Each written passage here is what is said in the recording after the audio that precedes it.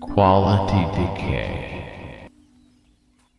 Before we start, if you're thinking about buying a house, or you just don't want to lose tens of thousands of dollars on hidden problems, subscribe to the channel and hit like.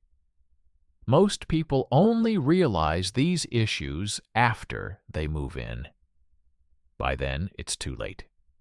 Today, you're getting the truth up front. Because here's the reality. A huge percentage of new houses are not built to last.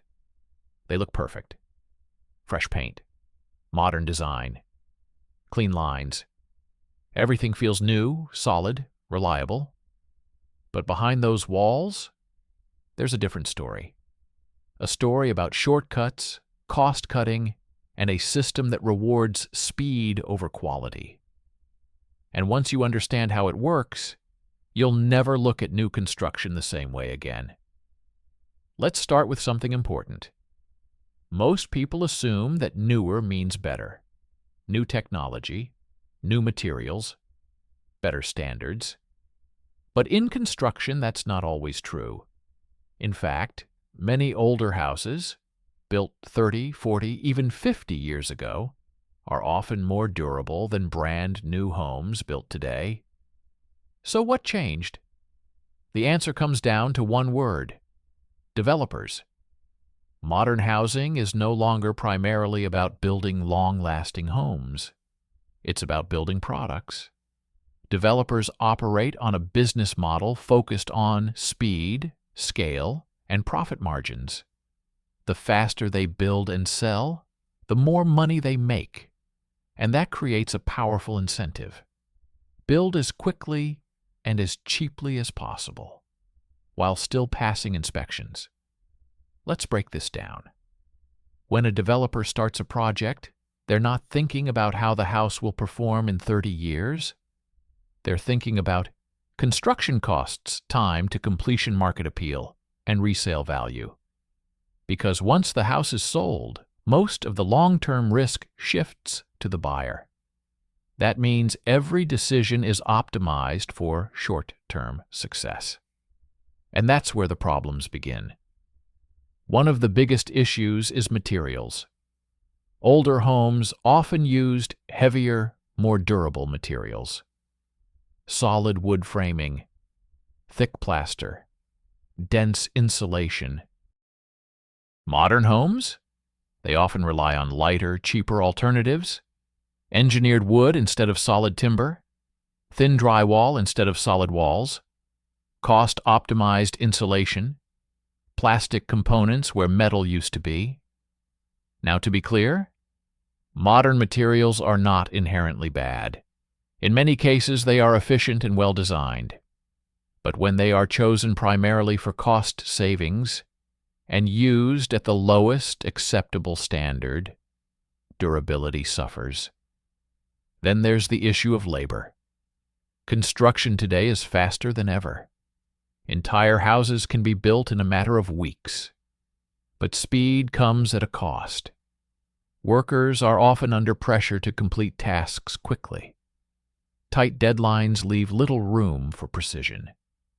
Small mistakes go unnoticed. And in construction, small mistakes can turn into big problems. A slightly misaligned roof, a poorly sealed window, a rushed waterproofing job. These aren't always visible at first. But over time, they can lead to leaks, drafts, mold, and structural damage. Another hidden problem is what many insiders call minimum code building.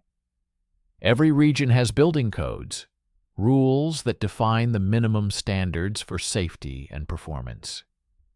But here's the key word: minimum. Developers don't get rewarded for exceeding code. They get rewarded for meeting it as cheaply as possible. So instead of building a house that lasts 50 years, many projects are built to meet just enough requirements to pass inspection. Nothing more. Let's talk about inspections. Most people assume inspections guarantee quality. They don't. Inspectors typically check whether the construction meets code at specific stages. They don't examine every detail. They don't monitor every step. And in many cases, inspections are quick. If something is technically acceptable, even if it's not ideal, it passes, which means a house can be approved and still have hidden weaknesses. Now let's look at one of the most common failure points: water. Water is the #1 enemy of any building. And modern houses often struggle with it. Why? Because modern designs are more complex.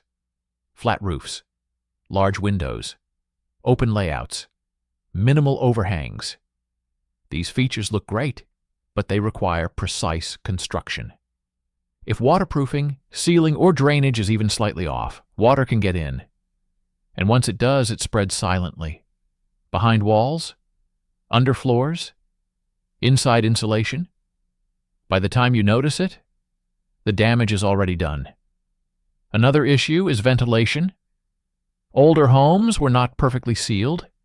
They breathed. Modern homes are tightly sealed for energy efficiency. That's good in theory, but it creates new risks. Without proper ventilation systems, moisture can build up inside the house. This leads to condensation, mold, and poor air quality. So, ironically, a house designed to be more efficient can become less healthy, if not built correctly. Then there's soundproofing. Many new homes, especially apartments and townhouses, have poor sound insulation. Thin walls, lightweight materials. You hear everything: neighbors, footsteps, plumbing. This is another example of cost optimization. Better soundproofing is possible, but it's more expensive. So it's often reduced to the minimum acceptable level. Now let's talk about something few buyers consider: longevity. Most modern homes are not designed with a 50-year lifespan in mind. They are designed to perform well in the short to medium term. Why? Because the market doesn't demand long-term durability. Buyers focus on design, price, location, finishes, not what's behind the walls.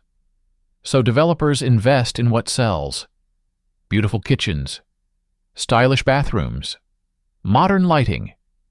Meanwhile, the structural and hidden systems get less attention. This creates a kind of illusion. A house that looks high-end, but is built on cost-saving decisions. And once problems start appearing, repairs can be expensive. Fixing structural issues, water damage, or insulation problems often requires opening walls, removing finishes, and rebuilding sections of the home. What looked like a good deal becomes a financial burden. So does this mean all new houses are bad? No. There are high-quality builders. There are well-constructed homes. But they are often harder to find and more expensive, because building properly takes time, skill, and better materials. And in a competitive market, not everyone chooses that path. So what can you do? First, don't judge a house by its appearance. A beautiful finish doesn't guarantee quality. Second, if possible, get an independent inspection. Not just a basic one, a detailed inspection focused on structure, moisture, and construction quality. Third, research the developer. Some have better reputations than others. Fourth, pay attention to details: window sealing, roof design, drainage systems, ventilation. These are early indicators of quality. And finally, think long-term. A slightly more expensive, well-built house can save you enormous costs in the future. In the end, the problem isn't that builders don't know how to build good houses. They do. The problem is the system they operate in. A system that prioritizes speed over durability, cost over quality, and short-term results over long-term performance. And that's the developer secret. Not that houses are built to collapse, but that many are built just well enough to sell, and not much more.